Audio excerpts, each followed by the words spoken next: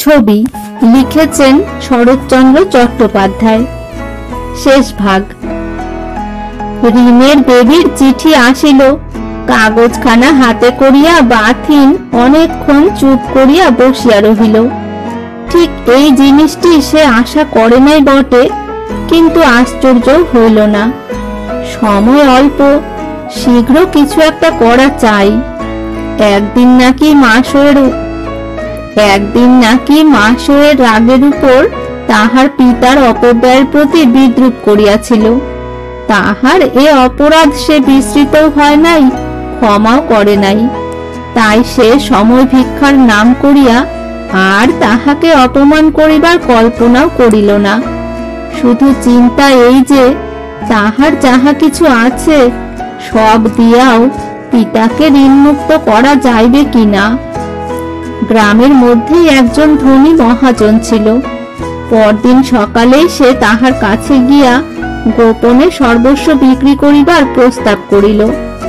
দেখা গেল যাহা তিনি দিতে চাহেন তাহাই যথেষ্ট।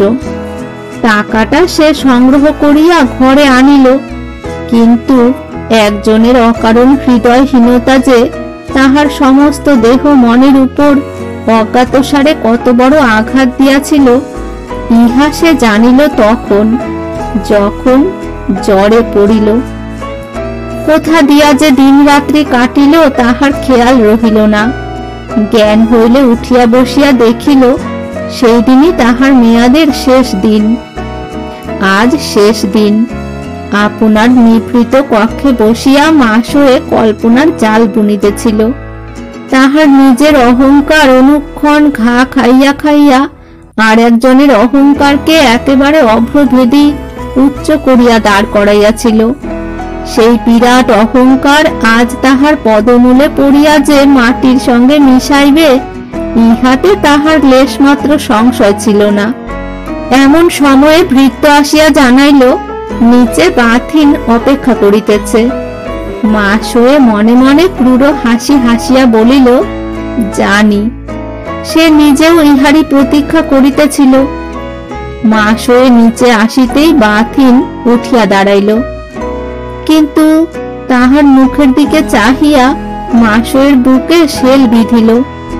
টাকা সে চাহে না, টাকার প্রতি লোভ তাহার কানা করির নাই, কিন্তু সেই টাকার নাম দিয়া কত বড় ভয়ঙ্কর অত্যাচার যে অনুষ্ঠিত হইতে পারে, ইহা সে আজ এই দেখিল।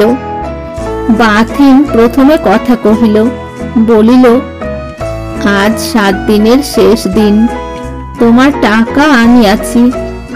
হায় রে, মানুষ মরিতে বসিয়াও দর্প ছাড়িতে চায় না, নইলে প্রত্যুত্তরে এমন কথা মাসের মুখ দিয়া কেমন করিয়া বাহির হইতে পারিল যে সে সামান্য কিছু টাকা প্রার্থনা করে নাই, ঋণের সমস্ত টাকা পরিশোধ করিতে বলিয়াছে। বাথিনের পীড়িত শুষ্ক মুখ হাসিতে ভরিয়া গেল। বলিল, তাই বটে, তোমার সমস্ত টাকাই আনিয়াছি। সমস্ত টাকা পেলে কোথায়? কালই জানিতে পারিবে। ওই বাক্সটায় টাকা আছে, কাহাকেও গনিয়া লইতে বলো।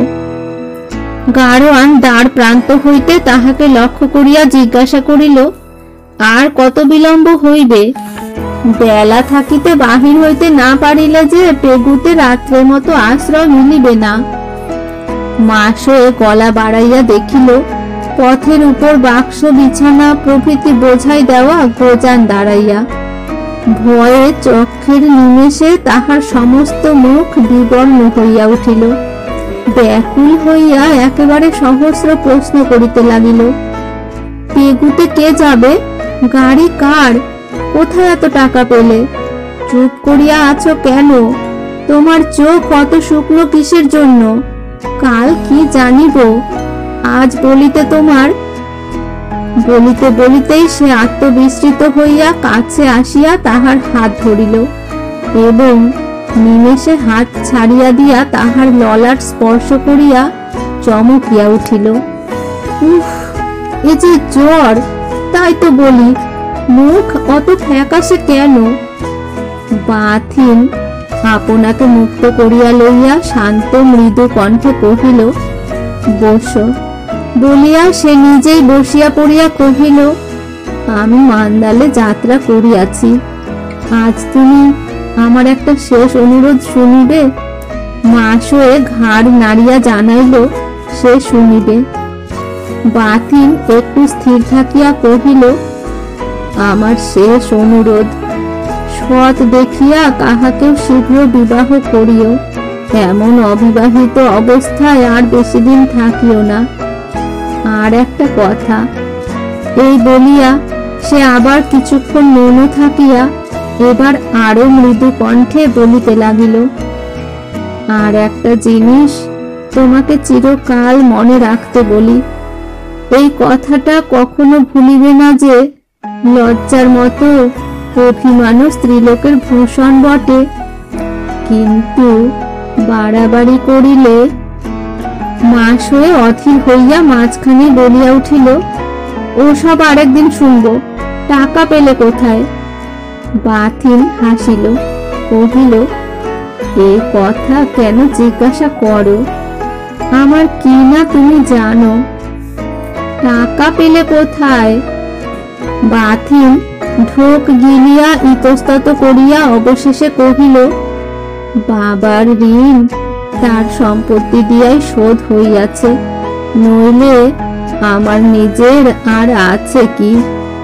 তোমার ফুলের বাগান, সেও তো বাবার।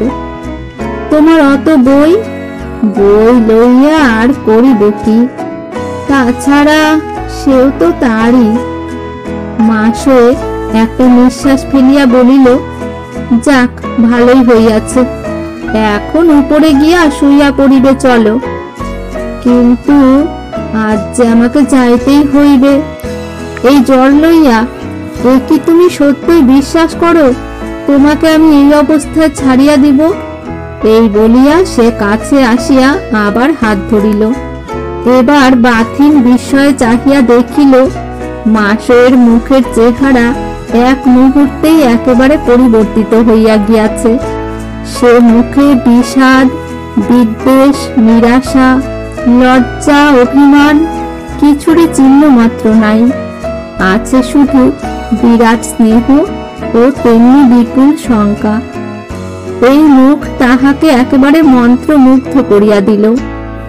সে নিঃশব্দে ধীরে ধীরে তাহার পিছনে পিছনে উপরে শয়নকক্ষে আসিয়া উপস্থিত হইল। তাহাকে শয্যায় শোয়াইয়া দিয়া মাসোয়ে কাছে বসিল। দুটি সজল দৃপ্ত চক্ষু তাহার পাণ্ডুর মুখের উপর নিবদ্ধ করিয়া কহিল, তুমি মনে করো কতগুলো টাকা আনিয়াছ বলিয়াই আমার ঋণ শোধ হইয়া গেল? মান্দালের কথা ছাড়িয়া দাও, আমার হুকুম ছাড়া এই ঘরের বাহিরে গেলেও আমি ছাদ হইতে নিচে লাফাইয়া পড়িয়া আত্মহত্যা করিব।